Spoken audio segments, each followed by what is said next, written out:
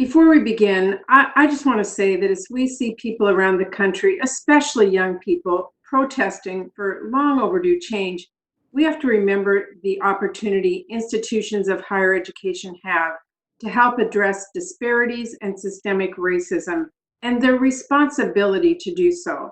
And that means as we look at the dramatic impact COVID-19 is having on institutions of higher education and talk about ways to keep students and faculty and staff safe, we absolutely have to address the unique impact this virus has on Black communities and other communities of color. We've already seen that communities of color, tribes, and other vulnerable populations face some of the harshest impacts from this pandemic. It is our job to ensure students who have been and will continue to be disproportionately impacted by COVID-19 don't see their education suffer or fall behind. So with that in mind today, we must recognize and address the disproportionate impact this crisis is having on those who are already facing challenges. Students of color, first-generation college students, students experiencing homelessness, and student parents. And we must let public health and science drive decision-making.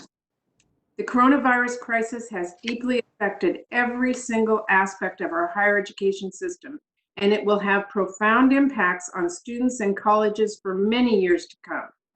The COVID-19 pandemic has forced institutions of higher education to grapple with unprecedented challenges, from widespread closures to rapid transitions to online education to unprecedented student financial need and unemployment and sharp revenue losses and looming budget cuts.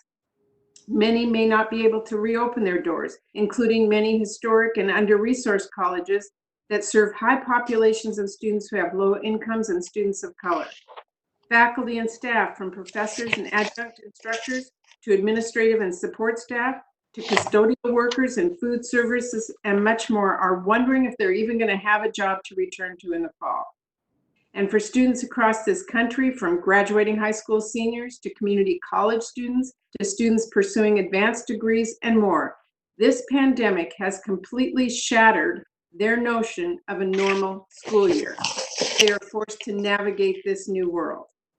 Every single student across this country is experiencing unprecedented disruption, and many students will need additional support, like advising and tutoring and mental health counseling to succeed in a new learning environment. But not every student is experiencing equal disruption. The pandemic has hit certain communities, particularly communities of color, significantly harder than others. And these disparities hold true for higher education, where certain student populations are bearing a heavier burden of the crisis than others. Before the pandemic started, students of color, students who are parents, first-generation students, LGBTQIA+ students, students with disabilities, and veteran students were already far more likely to struggle to meet the basic needs like food and housing and healthcare and childcare. But with on-campus resources now widely closed, this pandemic has exacerbated existing problems for many of those students. Millions of students who rely on dorms and college-managed apartment buildings have been forced home. But for many students, like students experiencing homelessness or former foster youth or students with unsafe homes, and international students are unable to return to their home countries, going home is not an option. For many students without access to a computer or the internet or a safe, quiet place to study, online learning is not an option. And with many on-campus and community childcare providers closed, the 1 in 5 college students who are parents have even fewer options for childcare.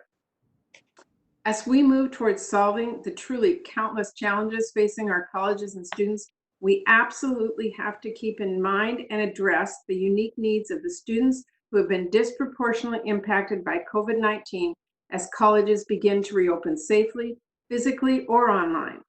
We need to make sure that colleges do not rush into a decision on how to reopen without thorough consultation with public health officials.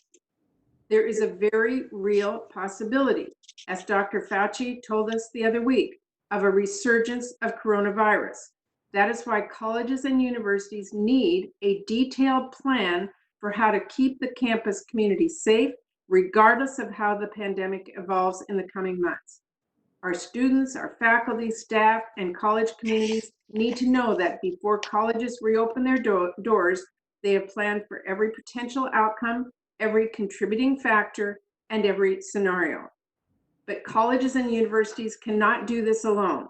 They need in-depth, actionable, and detailed guidance from the federal government on best practices when it comes to how to house and feed students safely, how to minimize class size and keep students socially distanced, how to make sure library books and other shared equipment are cleaned properly and often. And when it comes to the broader community, how to keep faculty and staff members of the larger community safe, and how to minimize risk when students travel to and from campus. Those are just a few of the questions that need to be answered before schools can open safely.